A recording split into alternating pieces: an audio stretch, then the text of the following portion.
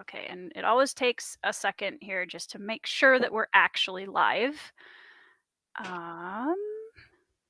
Okay. Everything's good. Sometimes the little thing just takes a little bit to catch up. So, hey friends, it's Tori. Thank you so much for joining us this evening. Welcome back to my channel. Tonight, I have a wonderful guest on with me to talk about a different genre than I normally talk about on my channel. I'm very excited about it. Tricia, would you please introduce yourself for my audience and let us know what you write? All right, my name is Patricia Meredith, and I am the author of historical mysteries. My first, trilogy is the Spokane Clock Tower mysteries, and they take place in 1901, which is why I like to dress like this.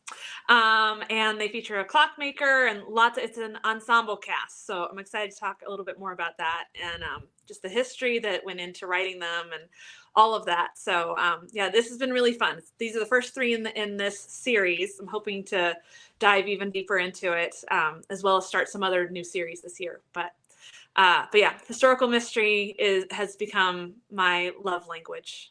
I love it so much. Yeah, and I think it's so funny, and we were kind of briefly mentioned this before we went live. I really want to have more discussions around fantasy and historical fiction being sister genres, because I Yes. think they can learn and take so much from each other, and like so much of fantasy is based on history anyway. So yeah, it's a cool Absolutely. discussion. Absolutely, yes. So in your book series, which is historical fiction, so it's your love language, what drew you to historical fiction specifically? Like, what is it about the genre that you love? So I love mystery and I love history. So putting the two together just works. It's one of my favorite, not one of my favorite, my absolute all-time favorite book ever is To Say Nothing of the Dog. There it is, by Connie Nice. Willis. And she's actually considered a science fiction author, but this book it absolutely is a historical mystery. And I just love how she does so much research and then she takes us back in time. And because it's time travel, that's why it's science fiction Okay. instead of historical mystery. And really getting into historical mystery it's been interesting because I think some people define historical fiction differently. Everyone has a different, it's like there's a spectrum. So you Yeah. have like the historical fiction that is an actual person from history and you're just retelling their story. Marie Benedict is one of my favorite authors who does that. She does The Other Einstein, which is about Einstein's wife, who's one of those forgotten women from history. And it's Writing that down. Yes. Oh yeah. And for science fiction lovers, like it's really interesting. Because it's actual history, but it's so inspirational. So let's see. So where was I going with that? Sorry. So there's like that kind of historical fiction, and then there's all the way down to so I call mine historical mystery because my characters are made up, and I did that on purpose because then I can do whatever I want to them. Yeah. And put them through. Spoiler alert. Yeah.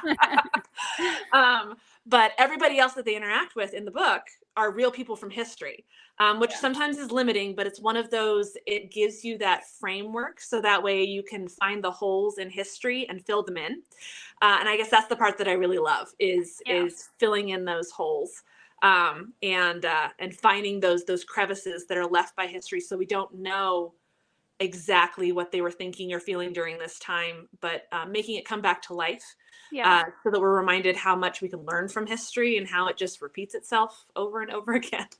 And all of that. So thank you, hubby.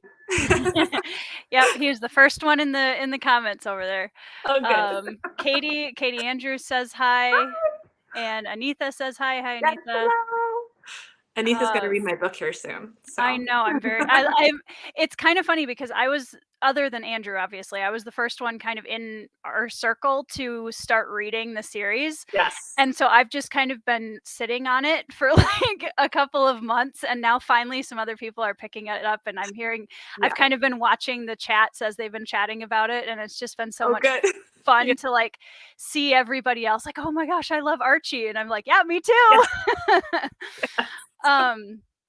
So you kind of and I'm going to go out of order on the question list because you brought up the point of going into history and finding those cracks and those crevices, which is Mhm. something that I find really daunting about the idea of something like writing historical fiction, where how do you find those little nuggets that give you enough space as a writer to put in the fiction part of historical fiction Right. while also giving you enough things to tie to that make it really authentic to the historical period?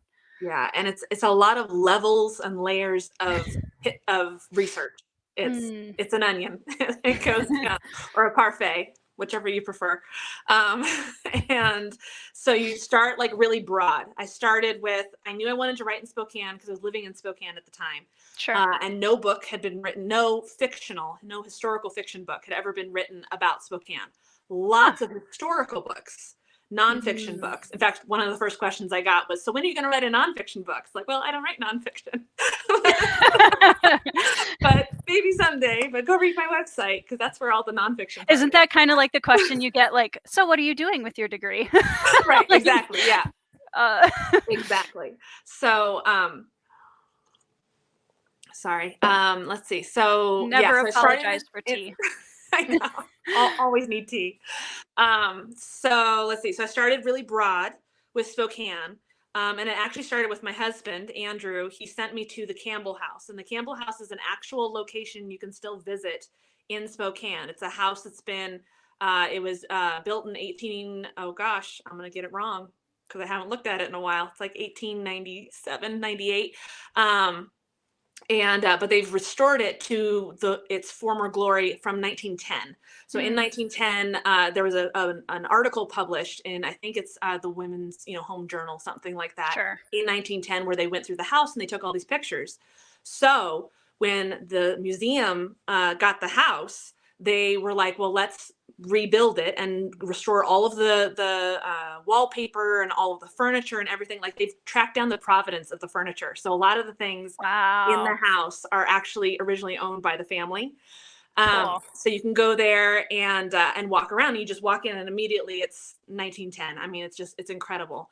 So I went there on a tour and I was like, okay, nobody has ever written about this as a historical mystery. It's time for somebody to do that. Yeah. So I just dove deep into the history, and I was trying to figure out when to write it. So I knew I wanted it sometime when the Campbell House was built. And I landed on 1901 because the other most iconic thing in Spokane is the clock tower. Hmm. So yes, spoiler free so Sorry, far. I forgot to add that at the Yes, beginning. We were going to be yes. doing spoiler free until the end, where we might go into some spoilery things Excellent. just for my Okay. own benefit. Yes. So then I discovered that the clock tower of Spokane, which is the thing that you see on all the t-shirts and on all the postcards and all these things, it's the only part remaining of the Great Northern Railroad depot that was built in Mm. Riverfront Park there. Well, when the Expo 74 came through Spokane, which is the World Expo, Spokane actually hosted it. Well, they knocked everything down in the park in order to build space for the expo, except for the clock tower. They were able to, the Historical Society was fought for it tooth and nail. I've met many people who are like, oh yeah, I have a brick from the original depot, because when they tore it down, they said, come and get it. Sure. Yeah. But you can still go up into the clock tower. I have not been up in the clock tower because unfortunately I was writing this during the pandemic. So they weren't allowing people up there, and it'd be very hard in Edwardian heels, but someday I will get up there. So the clock tower is still there. It's very iconic. And I discovered it was built in between 1901 and 1902. And here's where my crevice was it was built by the Seth Thomas Company. The clock was designed by the Seth Thomas Company in Connecticut. And then they hired another company out of Chicago to design the actual building and everything. But when I looked at the historical register, there was no name for the clock inventor. It was just Ah. the Seth Thomas Company. Now, probably historically, what they did was they ordered the clock and it was shipped on a train, and somebody else in Spokane installed it in Spokane. But to me, I was like, wait, I've always wanted to write a clockmaker because I think it's so intriguing and so interesting. Clockworks, and especially Yep. 1901 with technology advancing and everything. Clocks were very important. The clock towers, the pocket watches, I mean, they were everywhere, and it was Yeah. very key to everybody's lifestyle. Right. And if you think about how often you look at the clock during the day on our phones or whatever, And our phones, our phones are what are now used to be attached to your chatelaine on the side of your dress with your pocket watch and everything. Mm-hmm. And so anyway, so that was my crevice. And so that's where Archibald Prescott, Archie comes from. And We love Archie. I love Archie. So then I knew I had a character who was going to be from outside Spokane coming to Spokane. And I thought that would be a very good thing to have, because then you have an outsider looking in. Mm-hmm. And so then this is the next step of research, was somebody in Spokane directed me to this book at the library, and I managed to get a copy. I actually know the family now because I talk to them about this all the time. It's called Dear Mother, and it's a collection of letters and photographs from someone, Marinus Cromlin, who came to Spokane in 1901 and was there through 1902. And not only did he write home to describe Spokane to his family, he's from Amsterdam. He took photos. Let's see, where's that? Wow. So there's these detailed photos that are actually not in the archives in Spokane or anywhere else, but oh, yep, there you go. See that little guy right there? Look. Oh, yep. That's the clock tower. Cool. So you can tell that this was taken in like October. Because actually there's a big hole where the clock faces should be. So it's empty. And so, yeah, he took all these photographs, and then he's writing home as an outsider, describing not only American culture, but Spokane culture in 1901, in the time period I'm looking for. And so that was the like, oh my gosh, yes, here's all this material. Yes, this is what I can do. So Marion's gutta percha shoes that she wears comes out of this.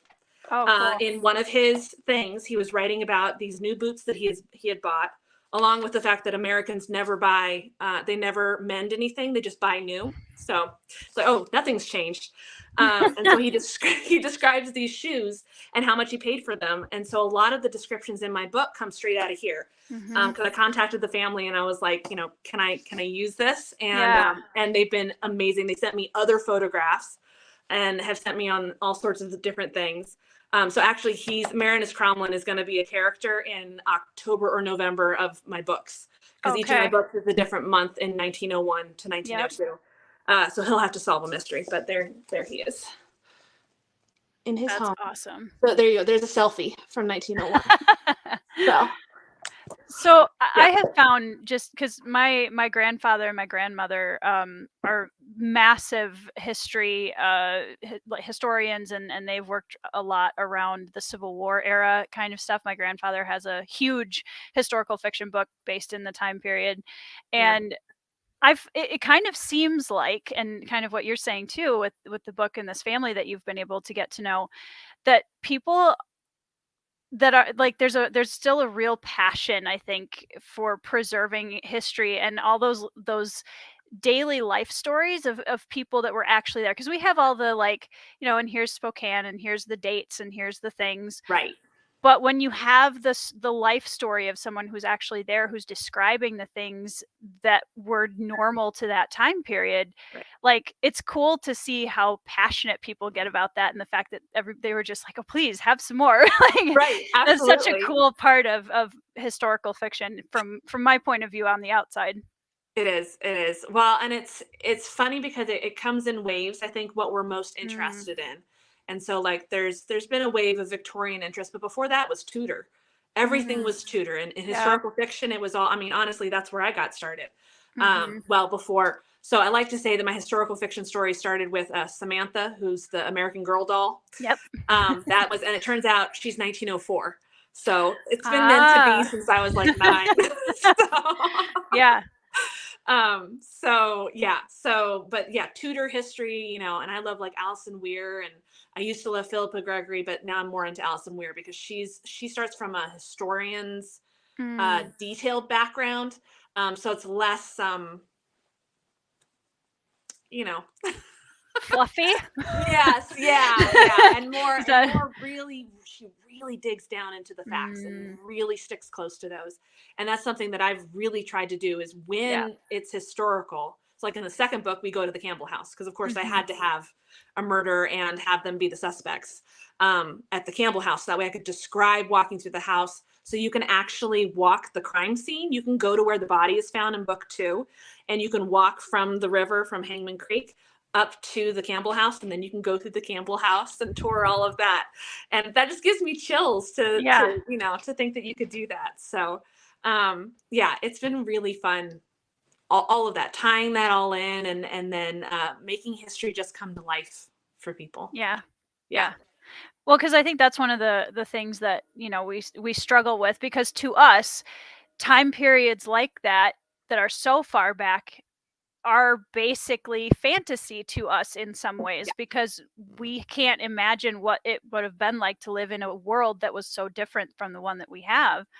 So Absolutely. yeah, which is again why I'm always invested in the people that were just the daily life, like, you know, I'm just here to do a clock tower and I'm just, you know, one of the detectives or one of the policemen, and Right. just kind of the on the ground, on the front lines kind of stories of people within historical fiction. Exactly. So, Exactly. yeah. Well, and speaking of that crossover with fantasy, like if you think about it, most fantasy until recently, now they're finally broadening the spectrum, but it used to be very Renaissance Yep. or medieval Yep. influenced, right? European medieval influenced. If you think of all the classic literature, it's all inspired by that part of history. I mean, Tolkien himself would talk about how he was inspired in Lord of the Rings by Scottish history, and Yep. the hobbits are totally Welsh, and you know, and how each of these different things from history inspire, because then he's got linguistics and everything too. But yeah, it's absolutely all tied together. Yeah. Yeah. Well, and then when you get to science fiction, the science fiction that sees the future often is they get it so spot on, right? You'll go back, like there's that famous story about how there was a book that came out right before the Titanic sunk, and it's called the Destruction of the Titan, or the Sinking of the Titan. And it's this book that came out like a year before Titanic sank, and it's like down to the detail. It sinks because it hits an iceberg, like, and the description of the boat and everything. And so people are like, oh my gosh, did he have a vision? Could he see the future? Yeah. No, he's just a historian, and historians see the future because if you just look backward, you're going to see it again. In another 100 years, it's going to come around. I mean, we're living through the 1920s right now. It's the boomer 1920s, you know, the flapper era right now with you know, post-depression, or you know, all of that. It's you know, I mean, in 1918 they had the Spanish flu that came through and that's right. killed off all these people, and you can find pictures of them wearing masks and closing off businesses, and it's like, okay guys, we've been through this before. This isn't new. Right. There's nothing new under the sun. No, exactly. Yep, that's it. That's a nameism. But I think that that's part of what makes it relatable, is that even when we go back to a time period that, you know, like I can't imagine what it would be like to live in 1901 to some degree, but there are so many pieces of their life in 1901 that I can relate to in a lot of ways, and that's the fun part, is applying it and saying what parts of this are the same, right, as opposed to it's so different. Well, and I think that's where historical fiction, why so many people like historical fiction over biographies or history books. Not that there's, I mean, there's definitely a crossover there of readers, but Sure. But historical fiction is fun because it does remind you of all those things. It's not just the dates and so birth so and all of that. It's beyond that. It's reminding you that these were real people who experienced the same thing. I mean, one of my favorite stories out of Dear Mother is he's on the train coming to Spokane, and he's complaining about this mother who has a 4-year-old who's running up and down the aisles and won't sit down. Airplanes. Yes, and it's like, oh my gosh, nothing has changed. That poor mom. It's just the mode of travel is different, and that's it. Right. But it's still the same. Yeah. So from your point of view then, because we've kind of touched on this a little bit, but why is historical fiction important? Why is it important for us to go back and look at these stories from times past, whatever time periods, and like what is important for us now to go back and tell and relive these stories from the past. And I think it's that nothing new is under the sun. That there's nothing new under the sun. Yeah, that it's gonna be okay. I mean, to me, honestly, I mean, because think about this. I'm writing this during the pandemic when I first wrote my first one. Well, no, I had finished the first one. I was working on the second one. And in the second one, we get into some actual political strife. There was McKinley, and I ended up having to add this whole thing in the back of the book because I realized people were going to be reading my book post-pandemic, and they were going to think that I was writing about what had just happened in America.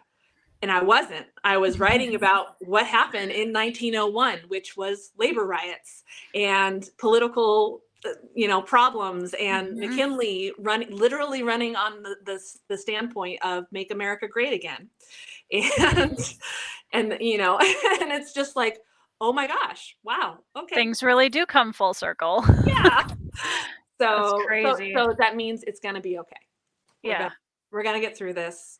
And, if our great grandmothers could handle a child running up and down the train, we as moms, we look back so fondly as, oh, well, our mothers didn't, they weren't trying to work. They were at home, they had all this time to spend with their kids. And so we think that there's this mantra of, oh, well, stay-at-home mom means that you're on the floor playing with your kids all the time.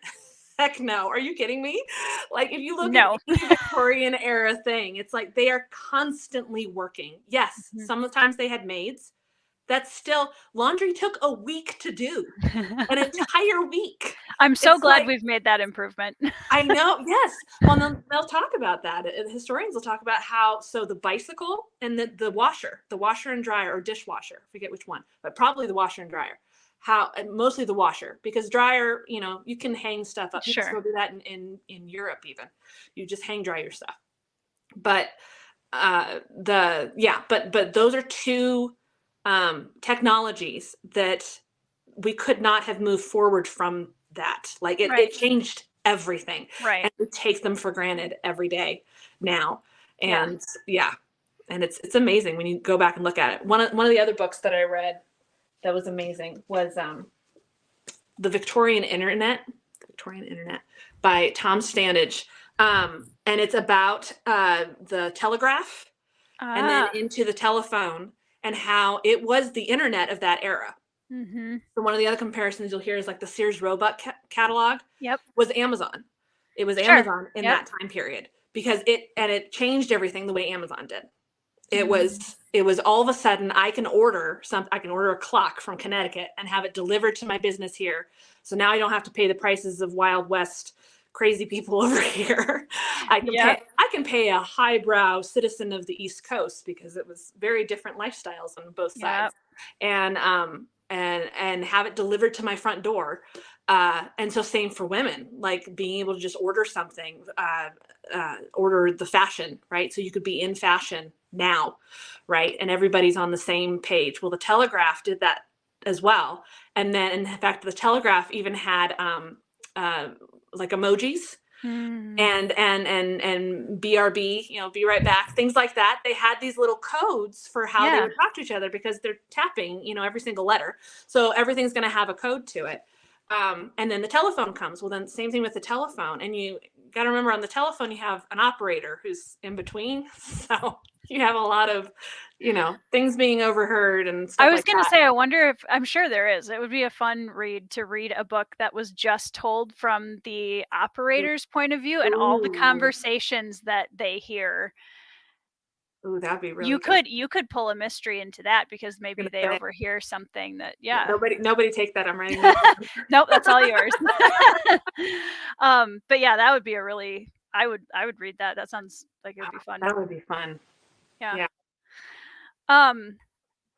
So going into characters a little bit, because it's funny, I have discovered through all of the genres that I have read thus far that there are certain elements or tropes in that are across genres for me, no matter what. And one of them is the Motley Crew, which is something that I absolutely loved about your series, is that we get a motley crew of characters. They're all incredibly distinct, which is something I always love. And it's to me, that's a really good sign of a character writer, is when you can create a motley crew that's all interwoven and like closely interacting with each other, but they're all very distinct people. Thank you. So what I literally asked Rob Hayes this exact same question last weekend. I'm going to ask you, when you're creating a motley crew and you're designing a group of characters that all have to have those very distinct traits and individuality, how do you go about designing that? Like, how do you start? What character was, you said Archie was kind of the He's kind catalyst. Of the first one. So did you kind of build around him after that, or how did you handle that? Let's see. I guess I knew Andrew. Yes. If you want a recipe for the muffins featured in book 1, I have that posted on my website. I was going to say, if he really wants to torture himself, he can go watch you bake the muffins on your channel. They're so good. My parents were like, I'm so glad you moved to Colorado, so now we can have all the things you keep baking. Man, my throat keeps getting dry. You're totally fine. Please drink all the tea. Oh my goodness. So let's see. So started with Archie. Actually, I think after him came his coworker, his counterpart, Matsumoto. So Hayate Matsumoto is a Japanese blind blacksmith. And he comes out of Archie's interest in sound theory. So because I had a clockmaker and I've always wanted to, so part of this goes back to the fact that Butcher Baker Candlestick Taker began as a more of a twisted fairy tale story than a historical mystery. The very, very, very first draft of it is more like Jasper Fforde, who's my other all-time favorite author. He wrote the Nursery Crime series, which are all twisted nursery rhymes. So like in the first book, they solve Humpty Dumpty's murder, right? He falls off the wall. All of that. And it's all tied into nursery rhymes. So I had created this cast of characters around that kind of idea. But it didn't work. It just wasn't, it wasn't the right time. And so I actually wrote it, I was pregnant with my firstborn. So 5-6 years later, I came back to it. And it became the basis for, because basically what I stole out of that was a lot of the characters and then the murder itself, the twist. Not the final twist, but the twist for the murder. So I won't go into that yet. But Archie, I knew I wanted to play with sound theory, because one of the things that I loved about this time period, like I said, was all of the technology coming out of it. It's a technology boom. We don't think of it as that anymore, but it was. Life changed because of things like the phonograph and the telephone and bicycles and all of that. But a lot of it was sound-based, had to do with things that you heard. And one of the complaints that you heard from a lot of previous generations at that time was how loud life was. Right? Life is too loud. Yeah, I know. Nothing like today. Your music's too loud. Yes, exactly. Yes. So your clock is too loud. Everybody's talking on the telephone. I want to talk on the telephone. I want to write a letter, that kind of thing. Yeah. Can't you send a letter to your grandparents? I never hear that anymore. But so I knew that I loved sound theory, and I had this idea, for a sound engine, which is now Archie's idea. For running an automobile, because again, automobiles are coming out at this time. They're very prevalent on the East Coast, not on the West Coast at all. Actually, according to my research, there was maybe 5 in Spokane at this time, but I go ahead and I give one to Miss Mitchell, because I needed it there for Archie for later. And so he comes up with this idea, his big idea of creating an engine that runs on sound. So sound waves have no mass. You can't push on anything, but if you send it through water has mass, so mass could turn. So then the water could turn the gears. And so his idea is that sound waves through water could turn gears. And so he has this great idea, it's his $1 million idea that he's holding on to. And someday, he'll be as big as Tesla and Edison, that kind of dream. But in the meantime, he's slogging away, working at his clocks. And so then he comes to Spokane and he meets his patroness, his new patroness, and she hooks him up with Matsumoto. And Matsumoto came around because of that. So I knew I wanted him to be blind. I knew that I wanted him to be a blacksmith because of other things that happen in the book. So I honestly, I had this idea of a blind blacksmith, and I was like, but I don't think that's even, I think that's kind of stepping back into my fairy tale aspect again. I don't think that's believable. Lo and behold, I meet a young man, and his name is in the back of my book, Rob Sylvan, I think. He runs a forge, and I met him actually at a writing conference, but then I later saw him again at the Spokane Ren Fair. And so he has devoted his life to studying blacksmithing and recreating it in the style of doing it in the way that they did in the Ren Fair times, and even earlier than that. So even earlier than the Renaissance, but all the way up to turn of the century, when blacksmiths started to disappear because you no longer needed them, because you didn't have horses, because you had cars. So all these blacksmiths became mechanics, and they had to change their lifestyle, right? It was that's one of those huge shifts that people don't realize how big of a shift that was. So I knew I wanted him to be there at that time when it's changing. So I go and I talk to Rob, and I was like, okay, so I have this idea, and I'm probably just, crazy to think this. But I want him to be a blind blacksmith. Is that even possible? And he sits there for like 5 minutes, and he's like, actually, that would work really well. He'd actually be really, really good. And he starts describing to me his process and telling me all these details, and I'm quickly writing everything down. And I've since watched videos of him doing work and stuff, and that's where all my descriptions of blacksmithing come from. And he's like, well, a blind man would hear the change in the heat quicker. And so he would actually, and because blacksmiths never use gloves. So that's a falsehood, that if you ever see a blacksmith using gloves, they wouldn't be able to do what they do. They have to do it barehanded. And so because of that, because his touch and his hearing would be so much more advanced if he's been blind all of his life most of his life. We'll get into his backstory later. But he's developed the skills necessary to do that. Yeah. And so then I'm talking to him, and I was like, wow, how did you learn all this stuff specifically about 1900s blacksmithing? He said, well, I lived in Japan for a couple of years and studied the Japanese art of blacksmithing. And that's why Matsumoto is Japanese. He's a blind Japanese blacksmith. And so I was able to incorporate some of the cultural aspects of that because of Rob's experience. And it was fascinating. The more I get into it, the more it's so fascinating having him there. And so I wrote the book, had him check it. So I have all these expert readers that read all of my books to make sure that the stuff is correct, is accurate. And one of them is the blacksmiths. Actually, I don't think I had Rob read my third one, because blacksmith isn't quite in that one, but yeah. So but if we're getting more Matsumoto later, which I'm definitely not complaining about. Oh, absolutely. Absolutely. That's my intention. He's a very key character. There's several things that he needs to do. There's reasons why he had to be blind in the first place. That doesn't just have to do with the first book. Well, and then also and that was something else I was talking with Rob, he was like, have you ever watched this show called, I think it's called Brain Works or something like that. But I found these interviews with this man who is blind, who uses the clicking sound, and it's using sonar, and they're actually blind people who, it's like Daredevil, they can see their surroundings. This is stranger than fiction, right? They can click their tongues and see their surroundings based off of what they're tapping. And it actually, that's what the stick for a blind person, that's what it originally was kind of for. It indicates to other people that they're blind.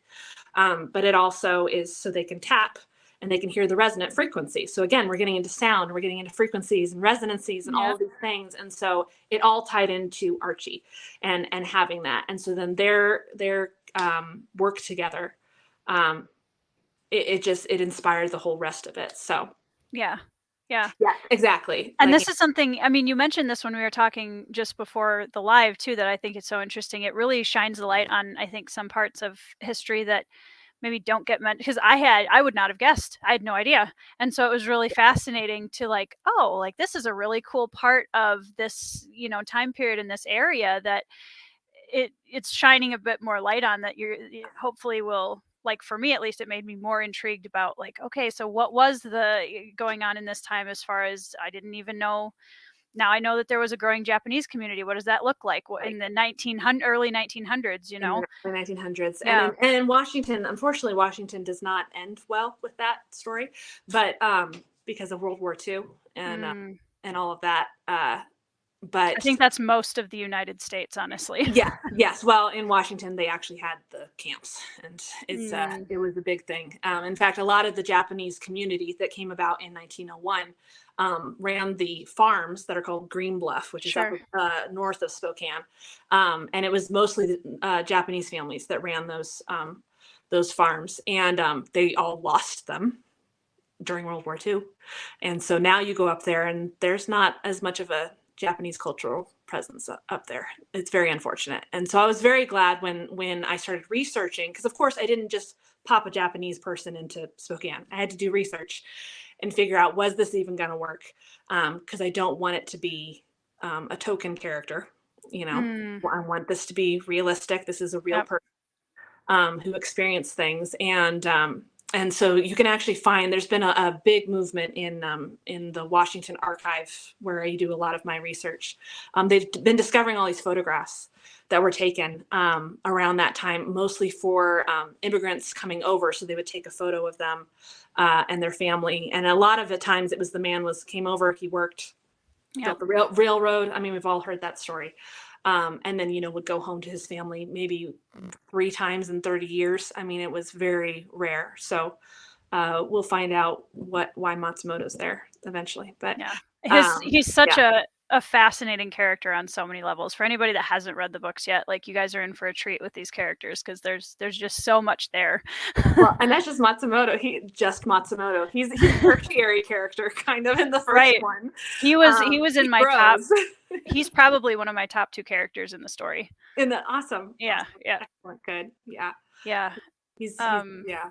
I know Chris has mentioned this book before. Oh, Snow Falling okay. on Cedars was an amazing story that unpacked on that period, and I have that on my TBR, I think, because I've been doing a lot of research into um, Japanese Americans during the 1900s Yeah. era. Yes. Um, Yep.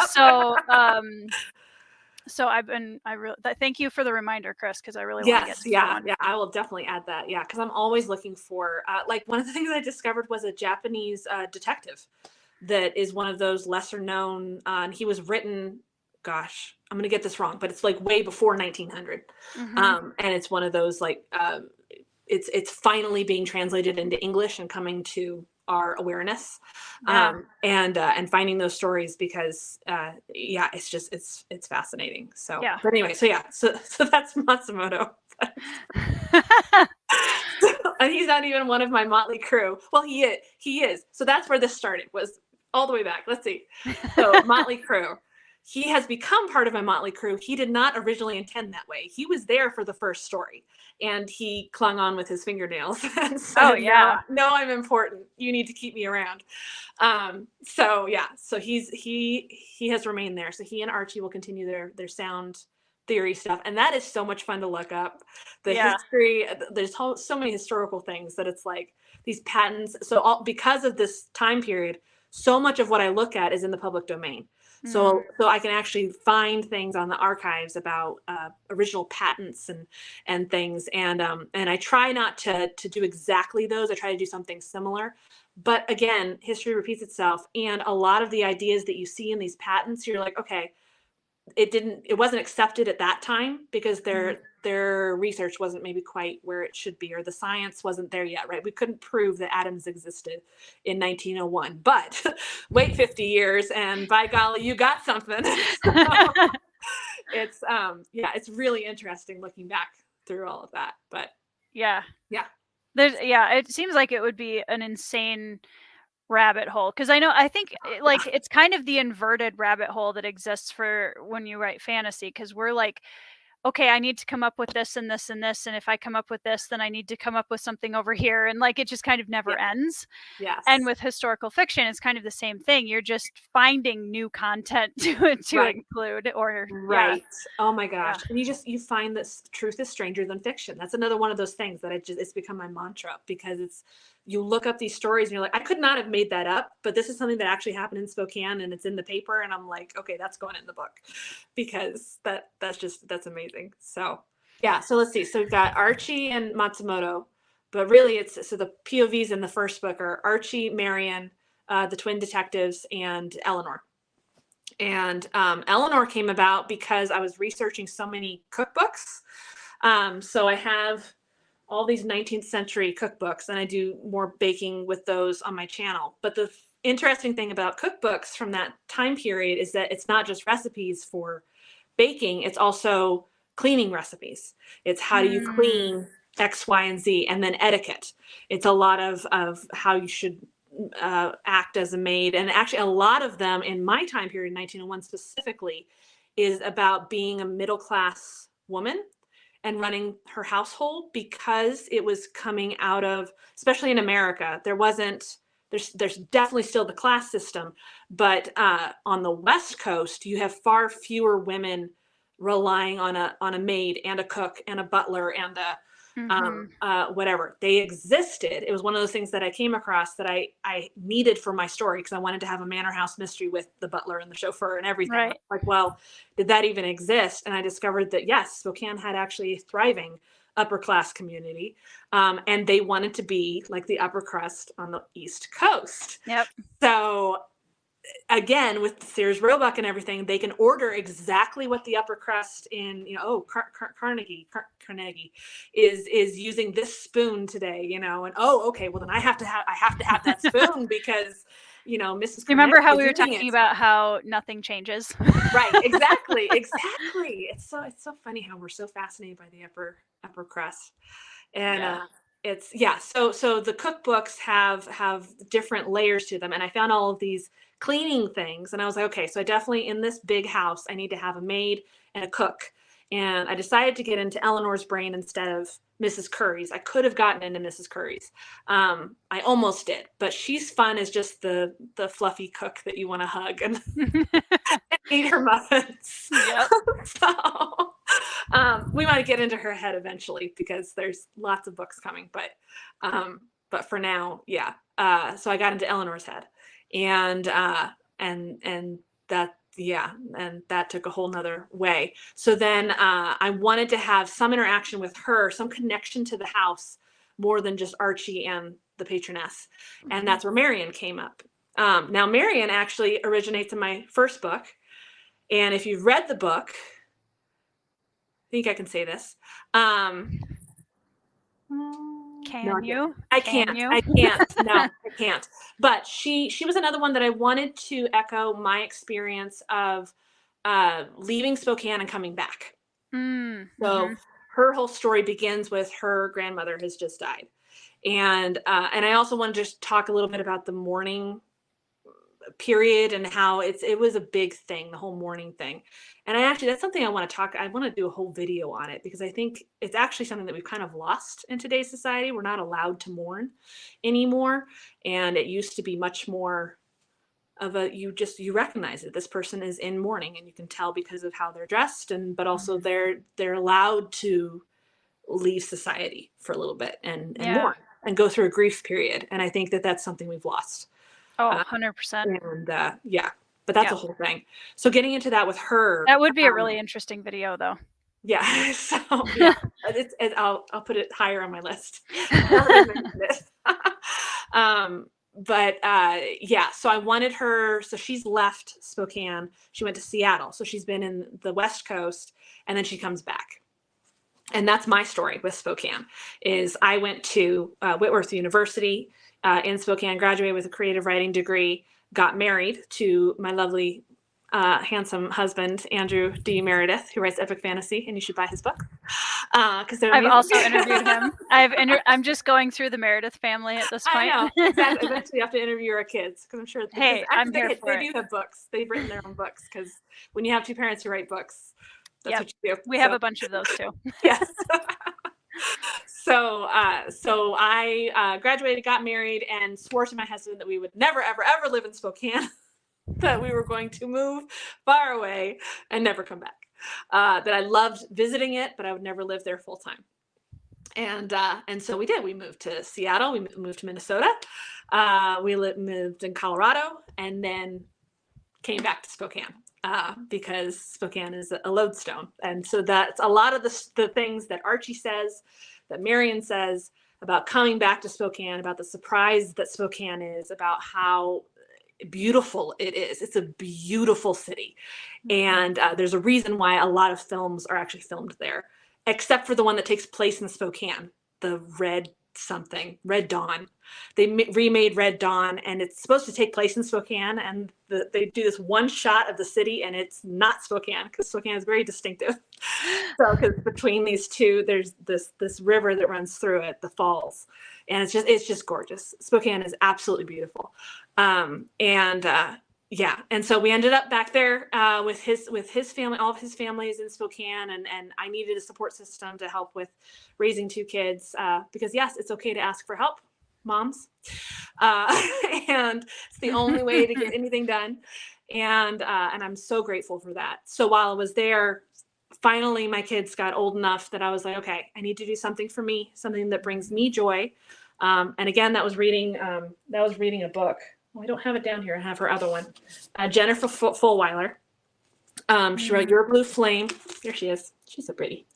But I read her One Beautiful Dream, and it's about she has 6 kids, and am I allowed to? What do I do? I'm going crazy.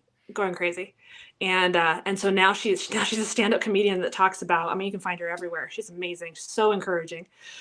Because her big thing is exactly what I said about how there's nothing new under the sun, and thinking that our Victorian foremothers were sitting on the floor with their kids is absolutely ridiculous.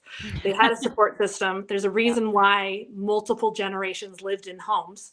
It's because that's what grandma did. Grandma raised the kid. And we're kind of repeating that now. I think we're finally accepting that it's okay to get help. So, I don't remember where we started with that, but. Well, the comments have been going a little crazy. There is a whole bunch of questions, and I'm going to have to sort through the bromance going on between the two Andrews in the comments to find them. Is this Wizard? Is he on? Yes. Oh, yeah. Right. Because he commented. It's always Wizard. Yes. Okay. Hold on. Let me. Okay. Anitha said, and this was a while ago, but talking about how things never change, and she was reading, Rome. Some of us are reading some Rome era historical fiction, and politics have not changed. At all. That's even crazier when you go back that far. And right? You're like, wow, even that far, like 100 years ago, okay, but thousands of years ago? Mm-hmm. Wow. Okay. Yep. There was a comment. So Anitha wants to know, is this one mystery for the whole trilogy or different mystery in each book? Yes. So it's a different mystery in each book. The characters carry through, and that's where we were going with the Motley Crue thing. Is my central 6 characters in the first one. Almost all of them carry through. Some of them leave and come back, and then I introduced some new POVs in the second one and in the third one, and that's where Rosalind comes in, and who is another favorite character of a lot of people. Rosalind is Bernard Carew. So my main detective is Bernard Carew. His wife is Rosalind, and she's one of those Motley Crue characters who came about because I needed somebody who was a female who could research, who would be interested in the science and the technology of the day. And she needed to understand French because of some things that come up in the book too. She needed to be able to read articles originally in French. And so her character began by being inspired by an incredible friend of mine, Jan Faulkner, who has spent her life since 30 in a wheelchair. And she would be one of the first to say that it is not a disability, that she she lives life to her fullest from a wheelchair. She has 2 kids, maybe 3. Oh, I always forget, but she has a full family, an incredible husband, and their relationship is what Bernard and Rosalind's relationship is in the book. It is so profound and so inspiring, and I wanted to capture that. And so Rosalind ended up being my woman who just she's done with fiction. She's read all the fiction, and it's all the same. It's all penny dreadfuls and stuff like that at that time. And she's getting into history and scientific articles. And so then like she and Archie can talk about the Scientific American articles that I'm coming across, and actual articles about different topics from the time period, because Archie needed someone to talk to about that. He can't talk to Matsumoto because he wouldn't have read them. Archie can read them to him, which he will. He can't talk to Marion, who's his best friend, because Marion doesn't really, I mean, she's interested in that, but she likes fiction. She's a fiction reader. And so, so then Rosalind is there to be my brain. And it's funny because each character holds some aspect of me, of my personality. And in Rosalind is that crossing the streams. I love fantasy and science fiction and all the genre fiction, but I also really love research and history and all of that. And it makes me excited. And so that's where she came in. But so all of them, each one is a different mystery. They all build on each other. My goal is 12 or 13 books, probably 13, because then it's a baker's dozen. That was the other question. Yep, another question. Yes. This is the first trilogy. I like to call it, this is the first trilogy, because I'm basically going to divide, it's going to go from April 1901 to May, probably the epilogue will be June 1902, when they completed the clock. Because ultimately that's the tie through, is the clock tower. So in every book we get a stage update of what are they doing with the clock now, or with the depot itself. So there will be a period where Archie really isn't doing much, so we're going to play around with some other things instead. But that is the carry through. That is what's giving me each month. And then in each month of the year, I go take a deep dive into my into my newspapers from the time. And that's where the rabbit hole starts. But then you come across these cool stories that you're like, oh my gosh, okay, well, that's going in the book.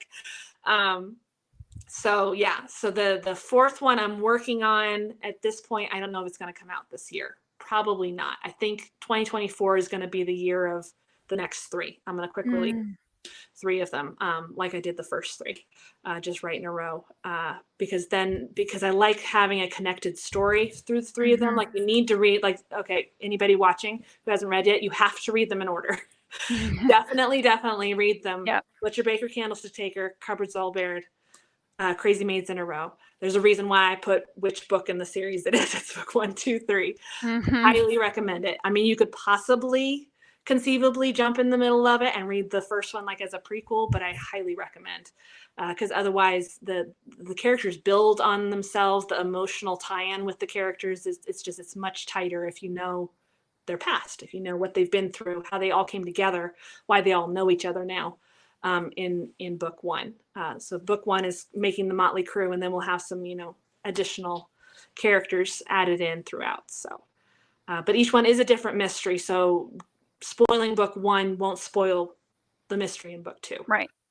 There may be some character things that are spoiled. Right. Exactly. Yeah. But it's like, jumping into Friends at the end, discovering that Ross and Rachel did in fact get married. Sorry, spoiler warning. So I have never watched Friends, so you have just ruined the entire show for me. It's okay. I'm just kidding. Yeah. I'm not missing it. I'm not worried about it. No offense to any Friends fans. Right. Andrew, can you clarify what you mean by this? Like, why she chose to write in that particular time period? Is that what you're asking? Kay wants to know, what's your favorite recipe from those books, and what was the most interesting thing you learned from your research? I think my favorite recipe is actually the one I just did, the lemon rosemary muffins. They Excuse look me. amazing. They were so good. Yeah. Let's see. We've mentioned Nain's chicken pot pie. So Nain is Marion's grandmother. They're Welsh, so so Nain is the Welsh term for grandmother, and that's where that came from. But yeah, her recipe for chicken pot pie is my family recipe for chicken pot pie, and it is the best chicken pot pie you will ever have. It's so good. So that's probably a follow-up one. And then yes, what's the most interesting thing you learned from your research? I don't think I can narrow it down. I mean, you've mentioned quite a few Yeah. like really cool pieces. There's been so many things. There goes the dog. The dog's going outside. Let's see. I'll have to think about that one. If you go back, Kay, I don't know if you saw, but earlier on in the interview, we were talking about a lot of blacksmithing stuff. Yeah. I've always been really fascinated by blacksmithing, and that was something in the research that Tricia was talking about that's really cool and interesting. Yeah. There's a lot of pieces I think to that. stumbling across articles in like the Scientific American. That started looking through that because all of that is online. Man, I am so thankful that I live in a time when you can find things online, especially during the pandemic.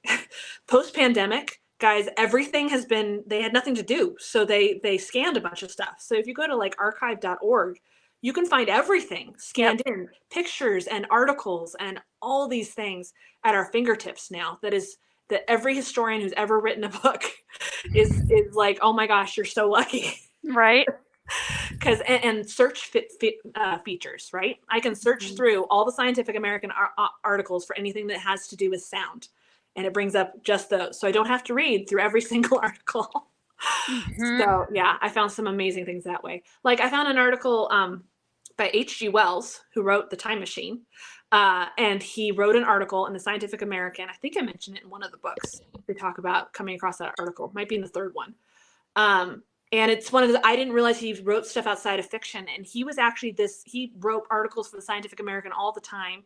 He had a huge political presence, and then wrote science fiction on the side. And we don't think of that now. We just know him for The Time Machine and his other books. But he wrote this article, and they talk about it in the book because it's basically him seeing the future. And it's really funny because he almost gets it spot on. It's one of those science fiction. He says, okay, by the year 2000, we'll be doing Zuma, Zuma, Zuma. And it's just like, oh my gosh. Yep. Spot on. These are the real crystal balls of the historians. Yeah, it's amazing. Hey, Sarah. It's funny because several people have mentioned now that their TBRs are being taken over by the Meredith authors, and I was realizing just now that I've read 5 Meredith novels in the last 4 months. Oh my gosh, is that quick? I think so. I think so. Because Thrice was the first one I read, and then I read Your 3, and then I read Deathless Beast, and then I still have Bone Shroud. Right. And then Andrew, I mean, I can't keep up with you guys. It's kind of crazy.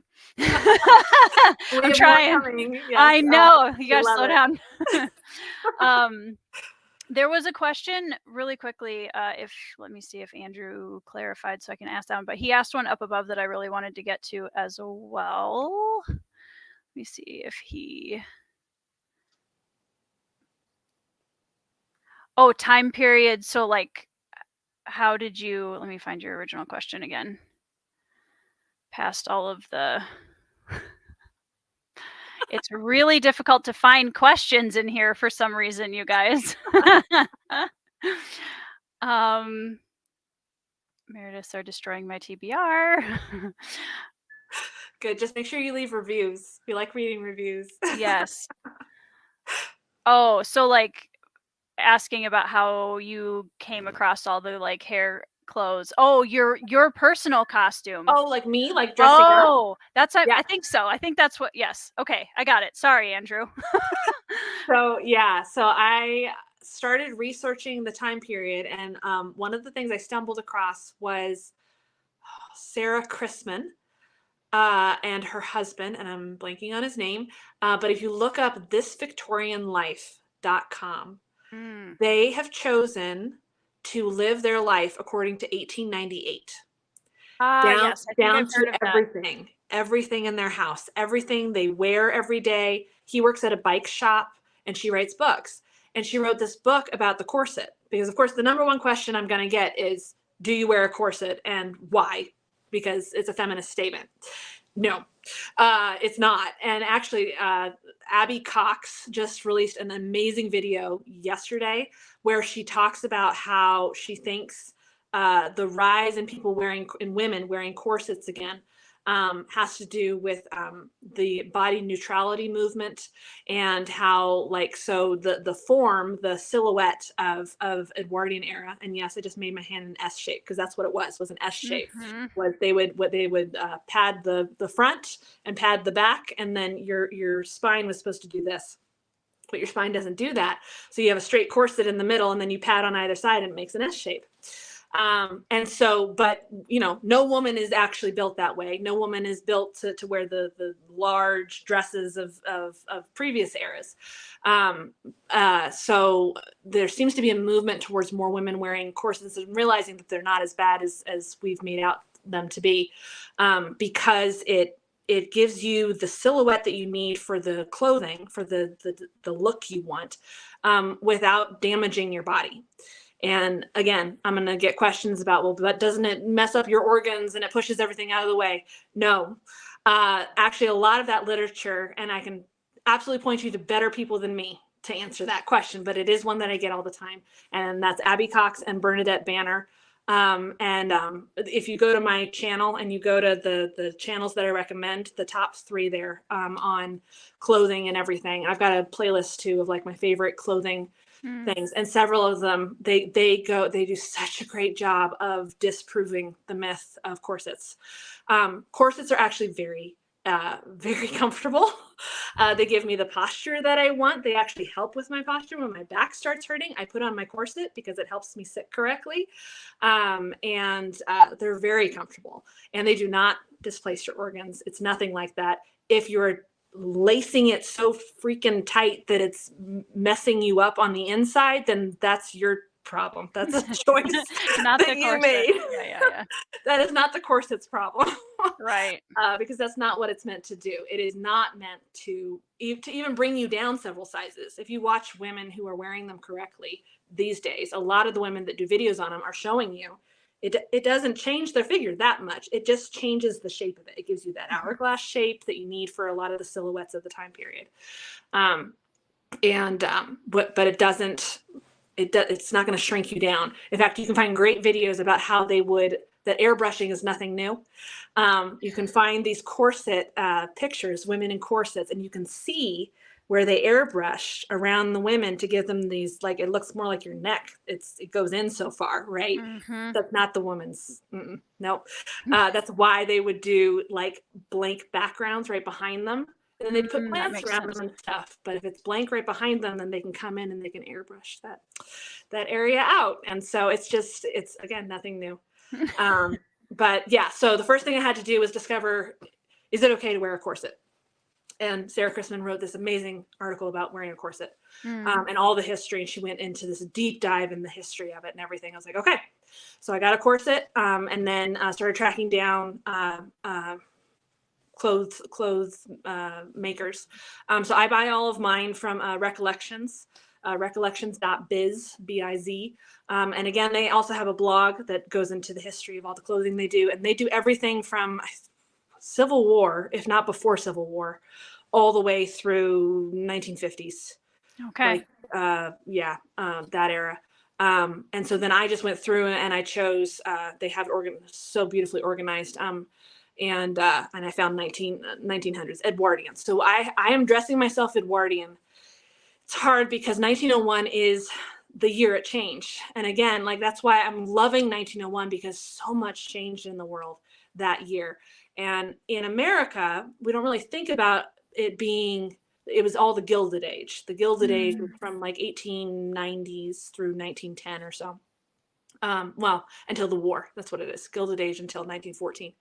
And even then, that's only when Europe went into the war. But I still think of it as Victorian versus Edwardian because Victoria died in January of 1901, and her son Edward became the king, and then he was only king until 1910. And so it's a very brief period where it's Edwardian, but a lot of things changed. And again, because of the Sears Roebuck and all of that and the advancement of technology, the styles of Europe really impacted America. Yeah. And it was, I'm going to wear what the Queen is wearing, that kind of thing. Once Victoria died, not many people wanted to copy Victoria. Poor woman. But she was an emblem of family. Mm. A lot of people looked to her and her family because she had 9 kids, and her relationship with Albert. And that's all. I mean, that's another time period that I would love to get into and actually write a book about that. But so that's why I chose this time period. Is I love that it's changing over. You have women wearing more like this, lots of vests, less frills and lace and ruffles and ruffles and ruffles and ruffles all the way down. And it's a very simple outfit. So I didn't have to get all of the layers that go underneath. I have a corset and I have petticoats, and that's it. Mm-hmm. For any of the other ones, you need a bustle, and you need padding, and you need all of these other things in order to pull off the look. So I was very thankful that 1901 worked. And it's out west, so Wild West. It's going to be a little bit different, a little bit more laid back in the rules of what they're wearing. And I like wearing this. I feel very confident in it. I love wearing this style. It makes people ask me, why am I dressed like that? And I can say, I'm an author. You should read my books. And then just talking about all the things that I've learned from that time period. And then it influences my writing. Like I have a whole thing in the first book about Marion putting her corset back on. She hasn't worn it because she's been grieving and she's been locked up in the house and just grieving. And I have her say something about she actually missed wearing the corset and that it was a comforting hug. Because that's the other thing I've read is that wearing a corset can kind of be like a, what are those called for dogs? Thunder shirt. Oh, right? Sure. Oh, thank you, Anita. It's a comfort. It's this it's kind of like a weighted blanket almost. Yes, exactly. Yeah, that kind of thing where you're just it's comforting. So. Yeah, I have one too. It's more of the like piratey, has the chains on the side, and like it's the very fancy, pirate captain-y kind of thing. Yeah. But yeah, I mean, I'm not a girly girl in any sense of the word, and I find it comfortable. Like it's not as bad as everybody thinks it is. I can imagine where if you tighten the laces a whole bunch, it would get not comfortable, just like if you tie your shoes too tight. Right, exactly. Or wear too tight of clothes. I mean, it's so Anitha asked, and you kind of mentioned a little bit about Victoria and Albert kind of era, but and I want to answer this question because after that Andrew has a question about the mental health side of things that I want to switch us over to spoilers just in case, because I feel like we aren't going to really be able to talk about that completely spoiler free. Exactly. So I want to make sure that we answer Anitha's question quick before we switch over to spoilery chat. Yeah. So my goal, like I said, is to complete the Spokane Clock Tower mysteries. That'll take several years, though. I mean, like I said, all the research that goes into it.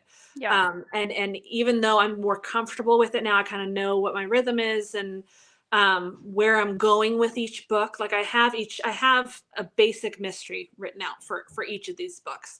And the reason I say 13 is because I'm probably going to do a Christmas standalone mystery. That'll be a great, like anybody can pick this one up. And then you can deep dive into the longer series. But I'm not done with Spokane. It is definitely going to get finished. It's just a question of when, because I'm very excited about several other projects that I'm working on. Right now, my main one, nope, other side, this one. There we go. The one I'm working on right now is about Anna Catherine Green, who is the mother of detective fiction, of American detective fiction. She's considered the mother in the way that Edgar Allan Poe is considered the father of the American detective genre. she is not the first woman to write a mystery. She is the first to write not under a pseudonym, a man's name, but under her own name, and to become a blockbuster bestseller overnight. She's Wow. one of those stories that it's like, oh my gosh, she was so famous when she lived. And then 9 years later, note this, 9 years later, Sherlock Holmes hits and he takes over. And he becomes nobody talks about Anna Catherine Green anymore. And then Agatha Christie, right? Years later, 1925, Agatha Christie publishes her first one, and she becomes the queen of crime. She mentions Anna Catherine Green. She mentions Leavenworth case in The Clocks with Poirot. She has him talk about this book, which is the first one that Anna wrote. And then in her autobiography, she mentions that this was an inspiration to her writing. And it absolutely is, because actually something that happens in this book also happens in Agatha Christie's first book, in The Mysterious Affair at Styles. And it wasn't until I had read this that I was like, wait a minute, I've read that before. And then I started noticing all these similarities between all these books that are famous now that we all know. They all started with her. And so I became fascinated by her and looking her up. And she wrote 36 novels. Like I said, she was incredibly famous during her time. Sir Arthur Conan Doyle, when he did his big trip around America, one of them, I think he came over a couple of times, but one of his goals was to meet her because she had inspired his writing so much. And in fact, her Detective Grice, suffers from rheumatism. And she published an article. So technically, Detective Grice wrote an article in the paper to Sherlock Holmes, telling him how sorry he was to hear that he too had been diagnosed with rheumatism. And but I trust that you will be in the hands of your creator, that he will take good care of you. I know that I couldn't do anything without the hands of my creator. Speaking of Anna Catherine Green, so these two fictional detectives writing to each other. So coming across things like that, that's where that research part, right? You start with this broad, okay, who's Anna Catherine Green? I'm gonna look her up. And then I'm finding thing after thing that she invented, that she created, and realizing that she's a forgotten female, that she has been forgotten by history and overlooked, and nobody has written about her. The only other book that I could find about her, where's my book? Oh my gosh, I moved everything and now I'm lost. Yep, I feel that. Anyway, it's on there somewhere. It's by Patricia Meredith, and it's called The Mother of the Modern Detective Novel, or something like that. Mother of Detective Fiction. And it was her thesis in college. And she's got a doctorate now, and just, this whole thing. And I contacted her after I read her biography of her. And with her help, I've been able to track down a lot of the first person things that she used to write her book. Unfortunately, the descendants of Anna Catherine Green, either we have not been able to track them down, like even she wasn't able to. And a lot of it has been left to libraries. And so I'm trying to track down a lot of like her original letters and stuff. But she published articles about her writing. And so what I'm doing is I'm writing, so this will be more in the historical fiction genre of, like how I said, there's different spectrums. And this is a real person from history. It's going to be her solving a mystery. It's going to be her words in her mouth again in my book, saying the things, or like her father will say something that she later would write an article about how her father used to tell her this and things like that. And it just gives me chills writing this book. And it's basically going to be kind of like The Man Who Invented Christmas, which was about Dickens writing A Christmas Carol and how he was inspired by things around him. And so that's my basic idea for this one, is it's going to be Anna experiencing the Leavenworth case firsthand. It won't be the same ending because I don't want to do a spoiler, but basically my goal is to make people pick her up again. Because she's, like I said, she's got 36 novels. One of them actually, The Forsaken Inn, is possibly the first book of historical fiction ever. Or maybe written by an American, because I can actually think of one that's in Rome. They found one. But because she was writing in her time period, most people wrote in their time period. So like Agatha Christie even will think of her as a historical author, and she wasn't. She never wrote books outside of her own time period. Right. So she never has to describe what people are wearing or things like that, even beyond the normal things, because she was a contemporary fiction. Yeah. Exactly. So she wrote a book about, it's a mystery that takes place in 1776, kind of spans the Revolutionary War because it has to do with something that happened during the Revolutionary War. And so I guess it's the first historical mystery. That's what it was. It's incredible because again, she's just overlooked. So my goal is to write the first one and see how it does. And if people love it, I'm going to write more, because she wrote 36 books. So I could technically write 36 books of her discovering her writing and her relationship with her husband. She gets married several years later. It's 3 books in. After her 3rd book has released, she gets married. So that's the other important thing. She was single. She was, and then eventually she gets married. She marries somebody who's willing to marry her, even though she's the more important person in the family at this point, because she's the world famous author and he's nobody. He's actually an actor, a starving actor who's been trying to make it, and he ends up being a craftsman and going down in history for his work. But I want to write I love writing couples that build off each other and that work together well. Because there's not enough of that. Yeah, there's not enough of that, honestly. So, yeah. We've turned the tables, because in every time I talk to Andrew on a live stream, Patricia's always in the comments saying, Andrew, don't forget to tell them. So now Andrew is taking the tell us about your cozies. Okay. So I have a couple different cozy mysteries that I'm working on. The one that will be coming out this year is a Christmas cozy mystery. Yes, cozy mystery. So short and sweet, very fun, and I'm having so much fun writing it, and it's Christmas. And as far as I can say, I was inspired by the fact that in Rudolph, the claymation Rudolph, the snowman's name is Sam. And so I thought, I'm going to have Sam, but it's Sam Shovel instead of Sam Spade, be solving mysteries at the North Pole. So it's a talking snowman who solves mysteries at the North Pole with Santa. So, and it's super fun. So, and unfortunately, what is slowing me down on that one is because of the historical side of myself. I can't just have fun making it all up. Of course not. I decided I wanted to research the history of Santa Claus and look at all the different myths and how it has changed in every country. And so now I want to represent that in my book, and I'm starting to wonder if I bit off more than I can chew, but that's what I'm doing. So. It's funny because I hear back and forth like, oh, it must be so much easier because you can pull from history, or oh, it must be so much easier, you can make it all up in your head. There is so much to both of those methods, I feel like. And it really does depend, because I'm more like Andrew, where it scares me that I'm not going to get something there's just so much in history that at least I know if I'm making it up, I'm not getting it wrong. Right.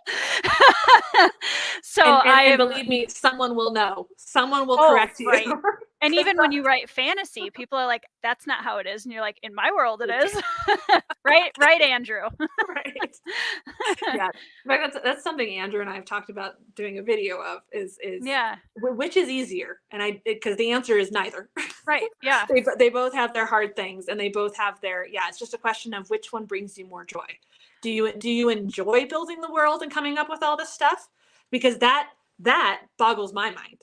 I can't, like I said, I'm trying to write this cozy mystery and I could just make it all up and just have fun with it. But no, I've decided to research because I like research. Yeah.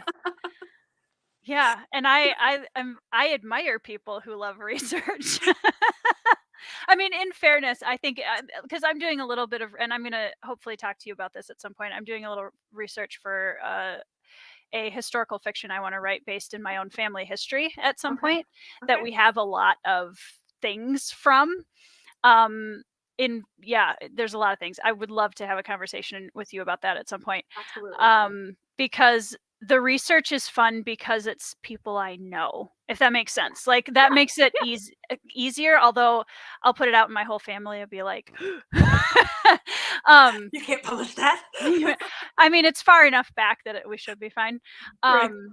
But yeah, I knew like some of the people involved are my great aunt and my great grandmother and that kind of stuff. So, and I have very fond memories of both of them, just for clarification. But it's not like I'm unearthing anything scary. But Right. so kind of speaking of that, with the differences, do you guys work in the same room? What's your basic writing routine like before we take it into spoilers? So our basic writing routine is he writes in the morning and I write at night, because we discovered pretty early on that he enjoys getting up at 5 a.m. and writing, and I enjoy getting up at 9. Some people's kids, right? So I know. So, and I also homeschool during the day. So I get up at 9, homeschool until the afternoon. And then at night is when I've mostly been doing my writing. I'm actually trying to figure out another time to do it, because lately I've been hitting 8, 9 o'clock at night and I'm exhausted from the day. And so that's been part of the new year, is figuring out when can I write. So I might end up doing some writing in the middle of the day. Because especially when the sun's out, I love sitting outside and writing, and there's just something about that vitamin D. It makes me so happy. And as long as I'm doing my research online, I can do that, because when I write, because that's the other difference between us, is Andrew can write on an iPad, because he's just making crap up. So I have 6 different windows open, not to mention the 6 or 8 that are open in Safari alone, or in whatever thing I'm using right now. I've got my Evernote with all my notes in it, and then I've got my pictures that I've pulled up that I've snapped of the Campbell house, of different things, and so I have like 6 different things open, and I'm jumping between them to write different parts, and it can be overwhelming. So as long as I can have all of that on one screen, then I can go sit outside, which is my preferred place. So making crap up. Sorry. We've wounded Andrew. It's funny though, because I'm the same as you.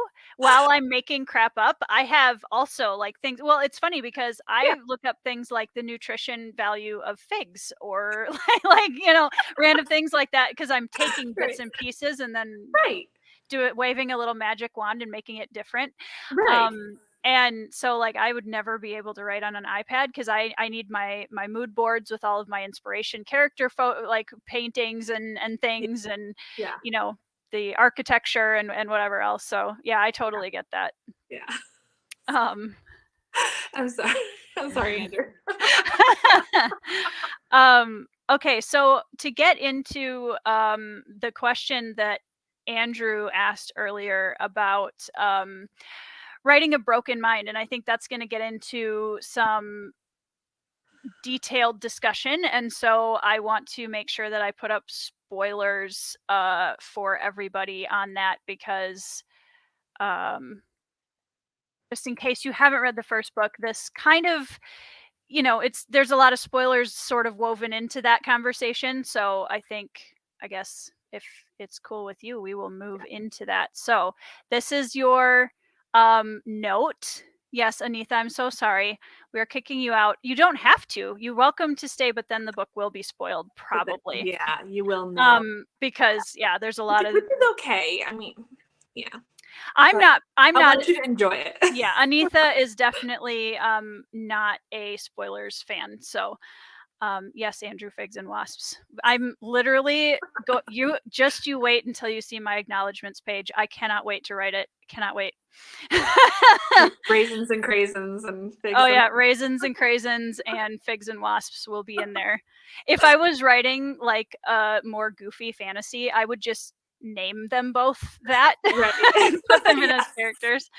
So yeah, I'm going to switch over to our spoiler talk banner. officially. So this is the last call. Anyone who has not read the books, we are going to be talking a little spoilers. All of Patricia's links to buy the first book, to go check out her website, where she has a ton of awesome articles and blog posts about the research process, and some of the historical pieces of the series are all on her website. So go under the video and you should find them all there. Is there anything else you want to tell them before they... Oh, YouTube channel. Yes. Also, she has a YouTube channel, and that is also linked down below. Yes. Yeah. So, yes, Andrew has read them, so he's not concerned about spoilers. Yeah. In fact, he read it before the big spoiler was in there. So he's read, yes.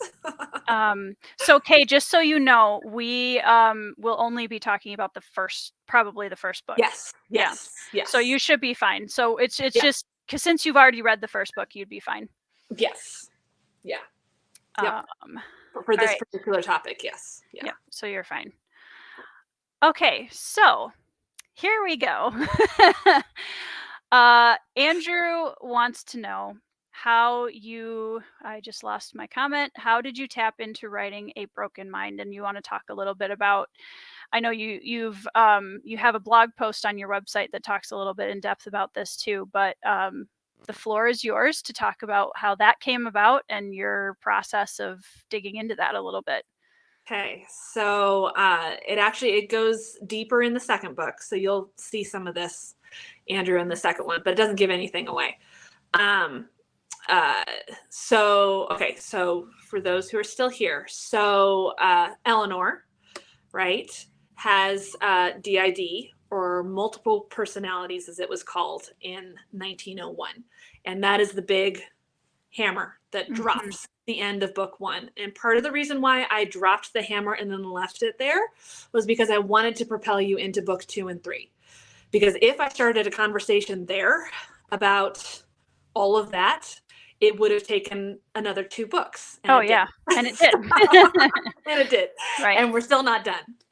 That's going to carry through all of the books, because eventually we'll have to have her trial, and we'll have to talk about that and where she's at.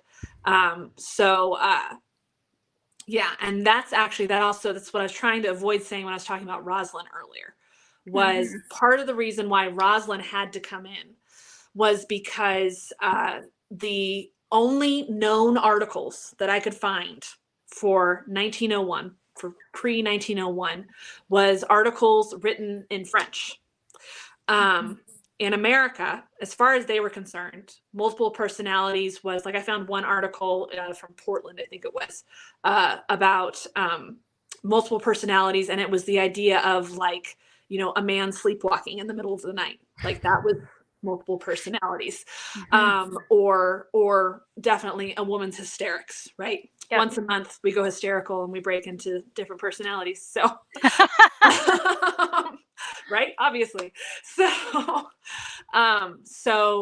one of the things that I looked up, because I was like, okay, if I'm going to do this, if I'm going to have her have DID, I need to do research for the time period to see what did they know. How would they have approached it, so that I can talk about it, because I can't just drop that hammer and leave it there, especially because it paints her as the villain. And one of my biggest things is that I don't want to say that people with DID obviously have a murderer in the back of their brain who's going to tell them to kill people. So it's a very important thing. So I think I had somebody say that in book 2, okay, now not everybody is like Eleanor. And even with Eleanor, you're going to see there's a lot of layers there. There's a lot of depth. I'm trying to really dig into that without it being, it's not the point of my book, right? It's not the point of my series, but at the same time it is, because it has become that, because what I wanted to do was talk about different, how we all have different personalities, how we all change depending on who we're talking to and who we're around and things like that. So that's why I've got someone from another state who's coming to a new city. He can redefine himself. Archie can redefine who he is. And he kind of is. He redefines himself as a sound theoretician or whatever. Like he's not just a clockmaker. To all of these people he has now met, But back home, that's all he is. He's just the guy who puts clocks together. Now he's something more, right? And same with Marion, right? Okay, so yeah, now we're in the spoiler section. So Marion having an alternate identity. I wanted to have her because I wanted her and Eleanor to be friends and to have different types of alternate identities so that they could talk about the difference. Because again, that was really important to me that if Eleanor is going to have DID, we have to talk about how that's different than the alternate identity that Marion has chosen for herself. Right. And then we've got, Jennings, who disappears in the first book, but we know that he was faking his credentials. So he's a con man, right? So there's another type of alternate identity. He's chosen to put on the persona and pretend that he has always been a butler and whatever. And then we've got Bernard struggling with, he is now a detective, but is he? Does he count as one? He's just solving thieves and imposter syndrome. Yes, exactly. It's absolutely. Yeah. That's that's exactly what it is. For some reason, I've been trained to notice that. Yes, I can't imagine why. So there you go. So for your next imposter syndrome, you can have the detectives talking, or people with new jobs. I will invite Bernard to talk about his imposter syndrome.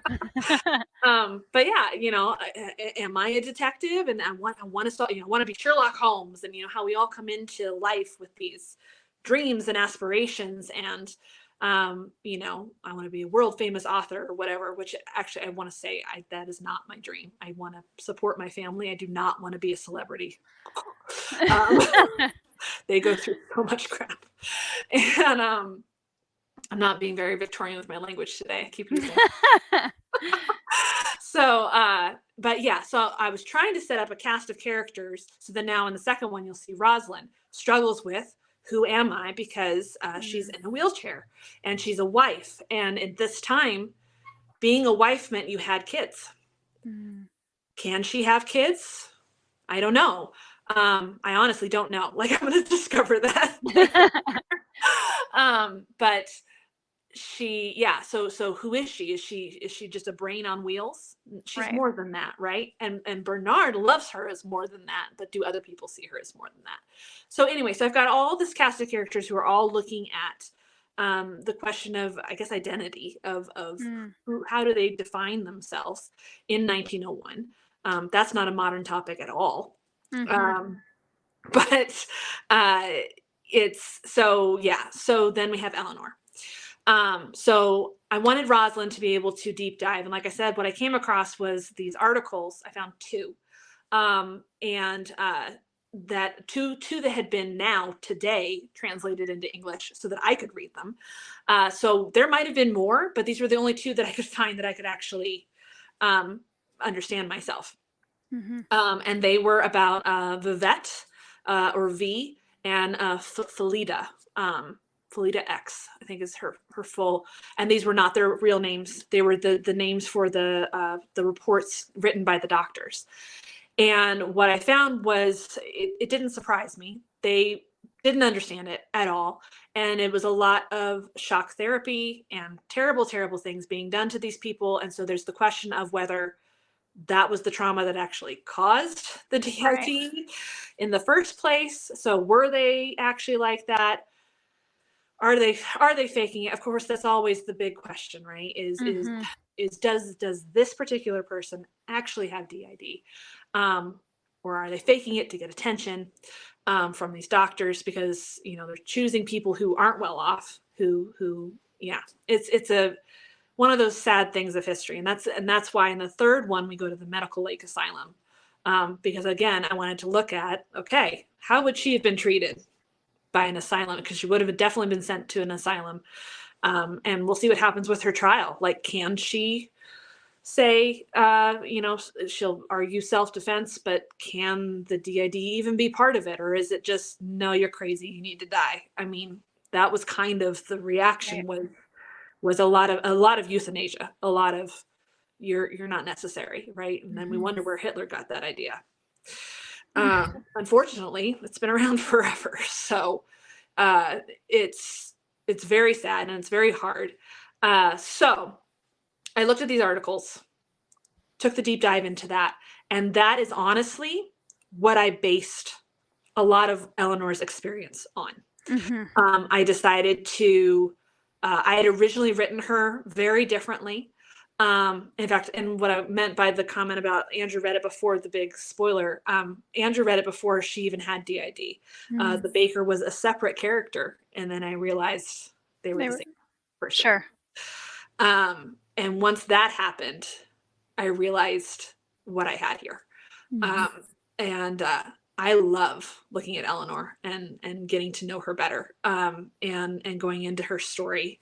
And but it's been very, I want to be very sensitive about it. And so I held to those articles a lot. In fact, I think it's next weekend, I'm going to do a video about those articles on my website that Tori was talking about. So right now, if you go to my website, there's an article called Mental Health in the Gilded Age. I'm going to make that into a video for next week, because then the following week, Tori and I and two other lovely women are discussing Evie and Kay. are discussing Jekyll and Hyde. It's going to be a very interesting conversation. It's going to be a very interesting conversation, because one of our modern viewpoints of that book is that it's DID. And that was not how it was perceived when it was written. Right.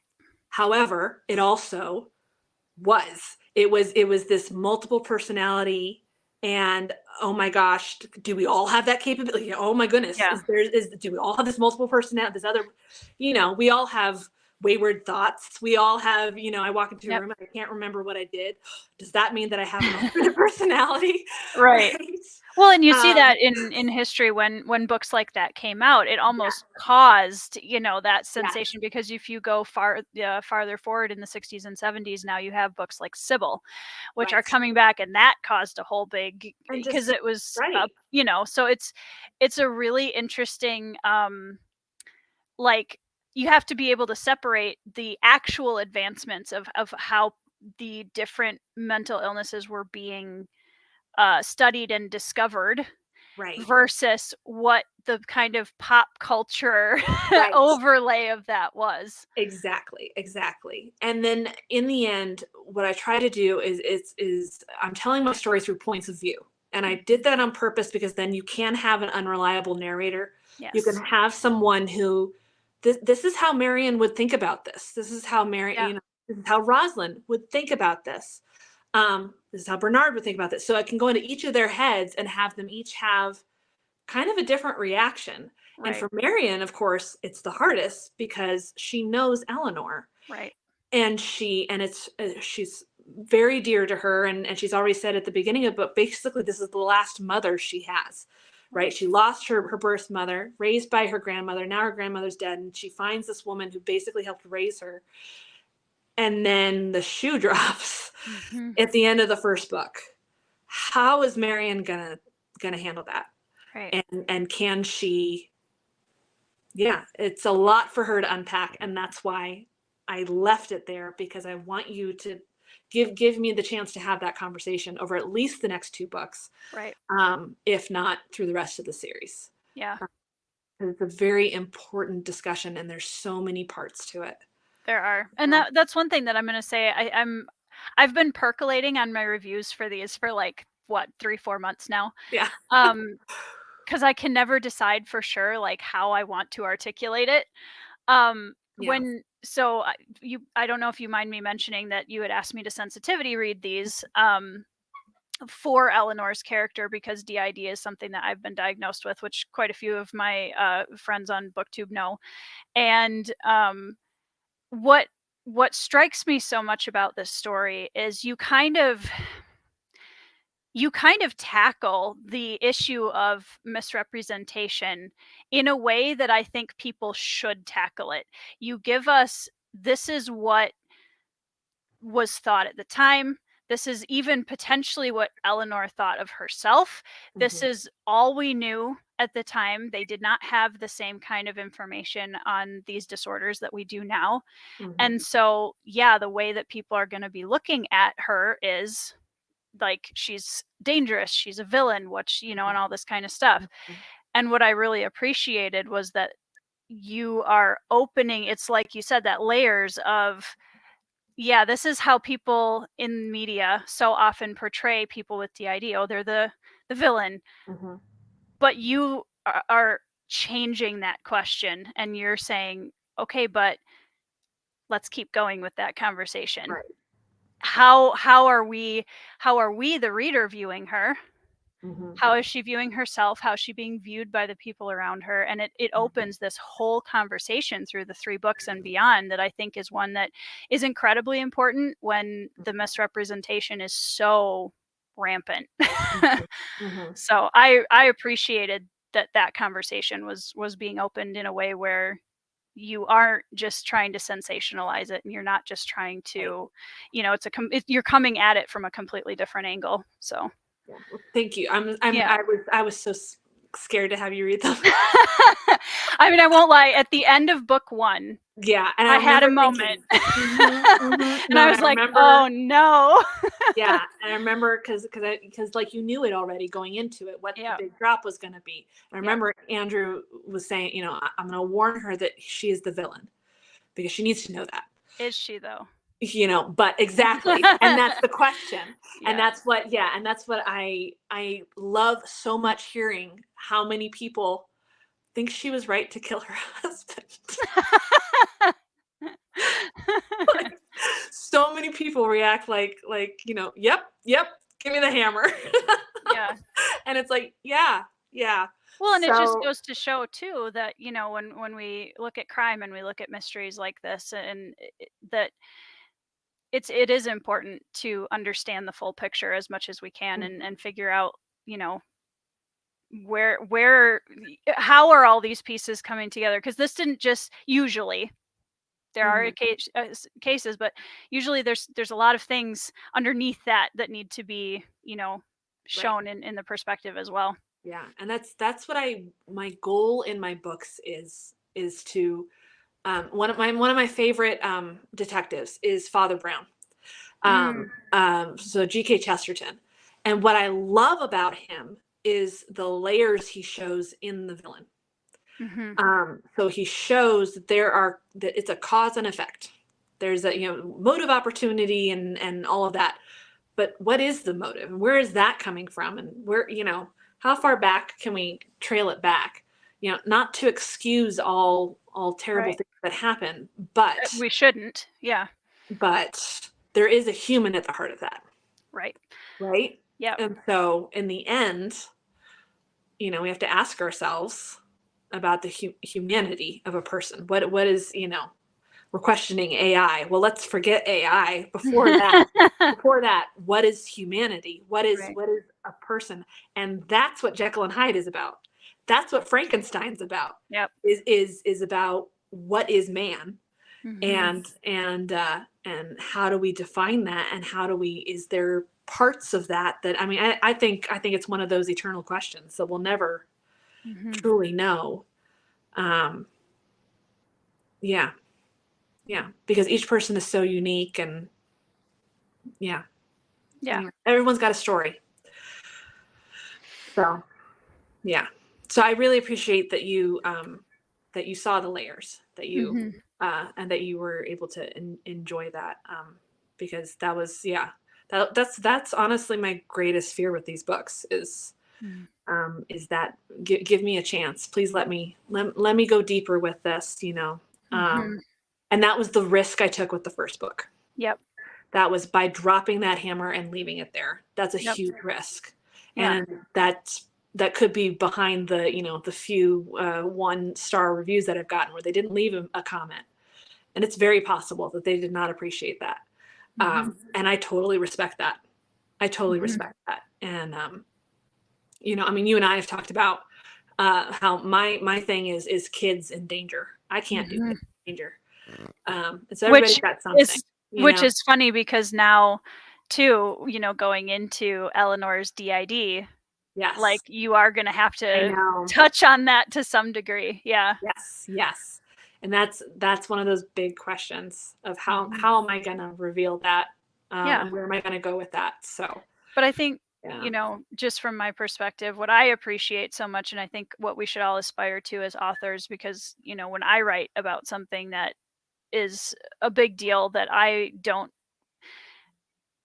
experience myself completely, Hmm. it's that question of how do we have that conversation where we can build a character or a storyline that's built on respect Hmm. and understanding, you know, like, again, you're not coming into it to sensationalize, you're not coming Right. into it to just tell a story with her, if that makes sense, because I feel like Right. so many people see it just as a story element as opposed to what does it actually look like for people to live with this. And TikTok and YouTube are not where you like Yeah. you Yeah. know. Well, and So Hollywood representations. exactly.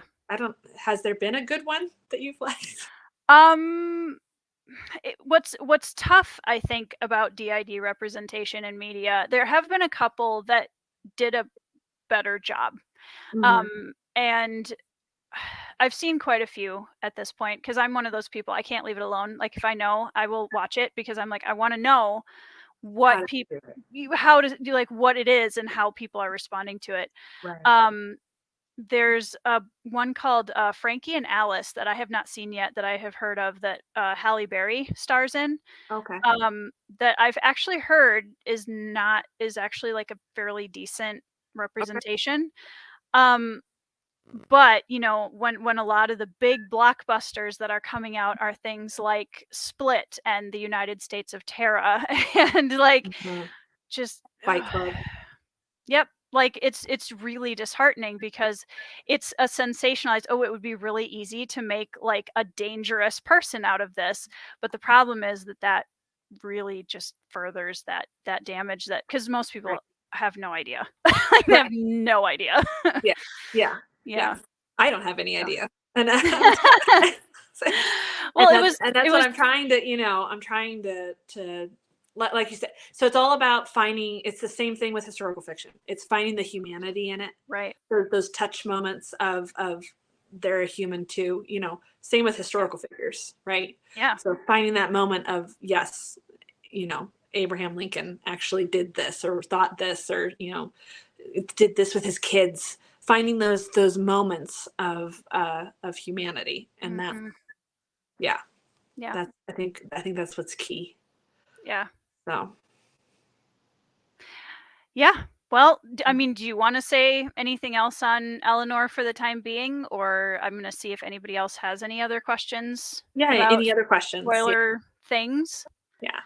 Um, but yeah, I love that we're able, like, it makes me so happy that we're able to have, like, open conversation about it and that it's a Yeah. something that I think is constantly evolving even in your series, and that's exciting to see, like, what you're gonna discover about her character and Mhm. all of that. So I'm very excited to read the next books. Well, now you can be my sensitivity reader before they're published. That was my fear. You guys, she read it after they were published. She could have been like, nope. And I would have been like, okay, done. I would have thrown them away because I Yeah, did not want it to come across that way.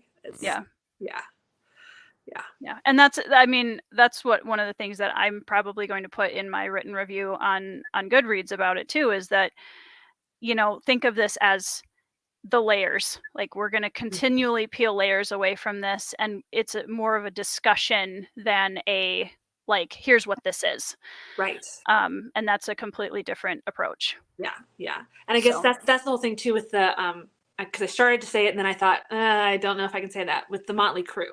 She's actually a very important part of my Motley Crew. mhm. um, and not because she's gonna just change personalities and the baker's gonna go after whoever hurts Marion. But They're um, superhuman. yes, yeah.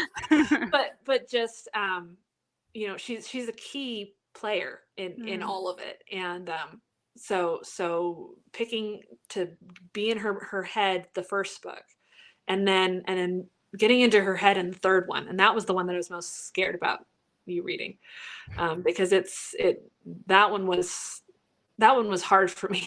Andrew will talk about you're having way too much fun writing the baker. And actually it's one of those edits that I praise my dad for. My dad, when he beta read the first book, so in the first book originally all of those Baker things were in the first one. So you heard her side of the conversation in the first one, and it was too much, too fast. Yep. Especially when Marion is also an alternate identity and having you know, and I've got the Red Rogue and oh, so who's the Red Rogue? That whole thing. Okay, that's too many to throw at people. And then also just the more I researched it and the more I worked on Eleanor a lot. She has taken a lot of work to get her to where she is. A lot of just massaging and just slowly, you know, pulling back things and going deeper. And then I realized that, yeah, that all of the things that came in that book, originally I just pulled them out and I was like, nope, I'm not going to use them, but I never throw anything away, right? You always have a cut folder where you keep them. And when I went into the third one in the asylum, I was like, yep, this is where we're going to hear it because I want you to go a little bit deeper in a lot deeper into the Baker so that you kind of wonder what's going on in the third one. And I can't say too much past that, but just that it was one of those killing your darlings and then realizing, no, it was absolutely the best decision I could have ever made for that book was to pull her out in the first one and bring her forward in the third one, also because of what's happening to her at the asylum in the third one. So she'd be more at the front in the third one than she is in the first one. In the first one, Eleanor and the Baker are kind of, they're fighting for dominance. So it's it's really fun looking at the history and just realizing how far we've come. Thank goodness. Yeah. I definitely wanted to have that conversation because I think, you know, for a lot of people that are going to read the books and come back and watch the spoiler talk may have those questions and want to know more about, you know, where that started and your philosophy about, you know, where it's going and that kind of stuff. So I wanted to make sure we touched on that in this section for sure. But yeah, in everything else, I think we covered as far as you kind of already talked a little bit about what's coming up next for you. You've got 3 more in the Spokane Clock Tower series. Yes, at least that are on deck. And okay. Then, yeah, but it'll be 12 total plus a Christmas one. So Baker's dozen. But plus a Christmas one. Are we getting like? Yes. So the Christmas. So the Christmas standalone will be like not this year because this year I want to release my Sam Shovel one. Yeah. It was so much fun. So also I discovered in my research that this is I think it's the 200th anniversary of 200 because in 1823 was the first publication of 'Twas the Night Before Christmas. So this is the 200th anniversary of 'Twas the Night Before Christmas. So I was like, it has to be this year. So that is taking precedence. So. Yeah. So my question is for the Clock Tower Christmas standalone, is it going to be our favorite characters at Christmas? Because I might not survive that. It'd be way cute. So I'm trying to, I haven't nailed that one down yet. I think it's not going to be any of my central POV characters, point of view characters. I think it's going to be someone on the side, possibly Matsumoto. Which would be awesome. Yeah, or Mrs. Curry, somebody like that, or somebody that I haven't discovered yet that is going to be, you know, because my motley crew keeps growing. So, possibly. It depends on. I have an idea for the storyline, and so I have to figure out whose voice is going to be best to tell that. Yep. And will I do multiple points of view like I do all the other books, which would make sense because then it really is an introduction to the series. Right.